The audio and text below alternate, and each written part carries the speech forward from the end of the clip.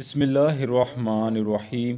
جب انصار ثقیفہ بنی سعدہ میں خلافت کے متعلق مشغول بحث تھے تو حضرت عمر بن خطاب اور ابو عبیدہ بن جراح اور دوسرے بڑے بڑے صحابہ مسجد نبوی میں رسول اللہ صلی اللہ علیہ وآلہ وسلم کی وفات کے سانحہ عظیم کا ذکر کر رہے تھے، جبکہ حضرت ابوبکر صدیق، حضرت علی کرم اللہ تعالی وجہ الکریم اور دوسرے اہل بیت رسول اللہ کی تجہیز و تکفین کے انتظامات میں مصروف تھے۔ جب حضرت عمر کو حضور کی وفات کا کامل یقین ہو گیا تو انہوں نے بھی خلافت کے متعلق غور کرنا شروع کر دیا۔ ان کے تو وہم و گمان میں بھی یہ بات نہ تھی کہ انصار پہلے ہی اس معاملے پر بحث و تمحیص میں مشغول ہیں اور اپنے میں سے کسی شخص کو امیر بنانا چاہتے ہیں۔ ابن سعد نے طبقات میں لکھا ہے کہ حضرت عمر ابو عبیدہ بن جراح کے پاس آئے اور کہا، اپنا ہاتھ بڑھائیے تاکہ میں آپ کی بیعت کروں، کیونکہ رسول اللہ صلی اللہ علیہ وآلہ وسلم کی زبان مبارک سے آپ کو امین الامت کا لقب مل چکا ہے۔ یہ سن کر حضرت ابو عبیدہ نے کہا، عمر، تمہارے اسلام لانے کے بعد پہلی مرتبہ میں نے تمہارے منہ سے ایسی جہالت کی بات سنی ہے۔ کیا تم میری بیعت کرو گے جبکہ ہم میں وہ شخص موجود ہے جسے بارگاہ خداوندی سے ثانی اثنین اور صاحب رسول کا خطاب اور رسول اللہ سے صدیق کا لقب مل چکا ہے؟ یہ دونوں حضرات ابھی انہی باتوں میں مشغول تھے کہ انہیں ثقیفہ بنی سعدہ میں انصار کے اجتماع کی خبر ملی۔ حضرت عمر رضی اللہ عنہ نے فوراً حضرت ابو بکر کو، جو کہ اس وقت حجرہ عائشہ صدیقہ میں تھے، کہلا بھیجا۔ حضرت ابو بکر نے کہا، میں مشغول ہوں اور ابھی باہر نہیں آ سکتا۔ حضرت عمر نے دوبارہ پیغام بھیجا کہ فوری طور پر باہر آئیں، ایک ایسا واقعہ پیش آیا ہے کہ جس میں آپ کی موجودگی بے حد ضروری ہے۔ یہ سن کر حضرت ابو بکر فوراً باہر تشریف لائے اور حضرت عمر سے فرمایا، کیا رسول اللہ صلی اللہ علیہ وآلہ وسلم کی تجہیز و تکفین سے بڑھ کر بھی کوئی کام ضروری ہے؟ کیا ایسا واقعہ ہے کہ جس کے لیے آپ نے مجھے باہر بلایا ہے؟ حضرت عمر نے عرض کیا، آپ کو پتہ بھی ہے انصار ثقیفہ بنی سعدہ میں جمع ہیں اور ارادہ کر رہے ہیں کہ سعد بن عبادہ کو خلیفہ بنا دے۔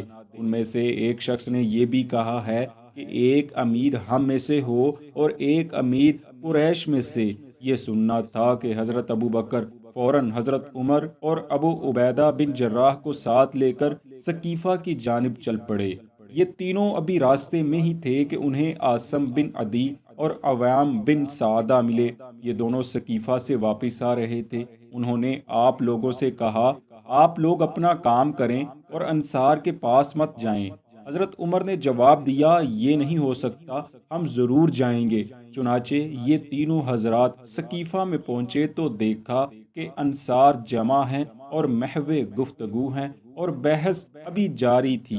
انصار نے نہ تو ابھی تک سعد بن عبادہ کی بیعت کی تھی اور نہ ہی کسی متفقہ فیصلے پر پہنچے تھے۔ انصار نے جب ان تینوں کو دیکھا تو بڑے پریشان ہوئے اور بالکل خاموش ہو گئے۔ خاموشی کی وجہ یہ تھی کہ اب ہر شخص یہ سوچ رہا تھا کہ خدا جانے یہ اجتماع کس حد پر جا کر ختم ہوگا، کیونکہ ثقیفہ بنی سعدہ کا اجتماع کوئی عام اجتماع نہ ہوا کرتا تھا، بلکہ اس اجتماع کو زبردست اہمیت حاصل ہوتی تھی۔ اگر اس موقع پر حضرت ابوبکر صدیق رضی اللہ تعالی عنہ اپنی اصابت رائے، قوت ارادی اور ذہانت و فرزانگی کو کام میں نہ لاتے تو خود اسلام کے مرکز میں وہ فتنہ پھیل جاتا جو بعد میں عرب کے دوسرے شہروں میں بھی پھیلا اور اس عالم میں پھیلتا کہ عالم اسلام کے بانی سید کونین حضرت محمد رسول اللہ صلی اللہ علیہ وآلہ وسلم کا جسد اطہر ابھی گھر ہی میں پڑا ہوا تھا۔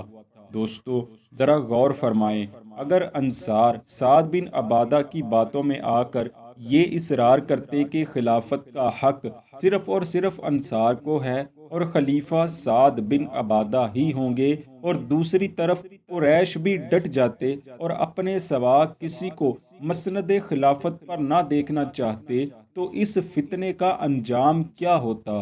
جب یہ تینوں حضرات بغیر کچھ کہے نہایت اطمینان سے ان کے درمیان بیٹھ گئے تو انصار کی پریشانی کچھ کم ہوئی۔ تب انہوں نے سکوت توڑا اور اسی قسم کی باتیں شروع کر دیں کہ خلافت صرف انصار کا حق ہے اور ان کو ہی ملنا چاہیے۔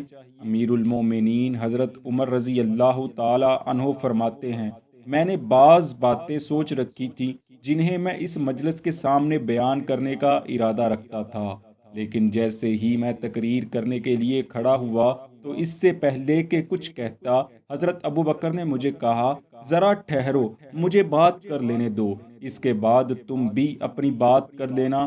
اصل میں حضرت ابو بکر کو ڈر تھا کہ کہیں عمر تیزی میں نہ آ جائے، کیونکہ یہ موقع تیزی اور سختی کا نہ تھا بلکہ نرمی اور بردباری برتنے کا تھا۔ چنانچہ حضرت ابو بکر کھڑے ہوئے اور کچھ باتیں بیان کرنے کے بعد فرمایا، اے گروہ انصار، تم وہ لوگ ہو جن کی فضیلت دینی اور اسلام میں سبقت سے انکار نہیں کیا جا سکتا۔ اللہ نے تمہیں اپنے دین اور اپنے رسول کا مددگار بنایا۔ رسول خدا نے ہجرت تمہاری طرف کی، آپ کی اکثر ازواج اور بیشتر صحابہ تمہیں میں سے تھے، یعنی مہاجرین اولین کے بعد تمہارا ہی مرتبہ ہے، اس لیے ہم یعنی مہاجرین امیر ہوں گے اور تم وزیر، نہ تمہارے مشورے کے بغیر کوئی فیصلہ کیا جائے گا اور نہ تمہیں شریک کیے بغیر کوئی کام سر انجام دیا جائے گا۔ حضرت ابوبکر صدیق کی اس تجویز پر قبیلہ اوس نے منو ان سر تسلیم خم کر دیا۔ یہی نہیں بلکہ قبیلہ خزرج کے بھی بہت سے لوگوں کو یہ تجویز پسند آئی، لیکن ابھی بھی انصار میں سے بہت سے ایسے لوگ تھے جو مہاجرین کی امارت سرے سے ہی ناپسند کرتے تھے۔